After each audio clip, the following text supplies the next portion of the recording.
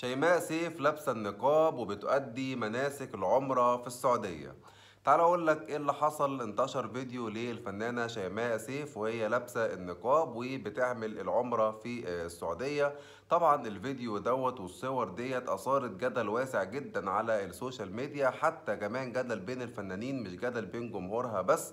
في اللي بيقول ان شيماء سيف خلاص قررت تعتزل الفن بأدائها لمناسك العمرة ولبسها النقاب، وفي القسم التاني او الرأي التاني بيقول ان شيماء سيف عشان بس بتعمل العمرة فقررت تلبس النقاب. في بقى رأي يعني تالت خالص قالك ان شيماء سيف بعد ما اعلنت طلاقها وكده فتابت خالص بقى ولبست النقاب وراحت تعمل عمرة وبعد كده هتقعد في البيت.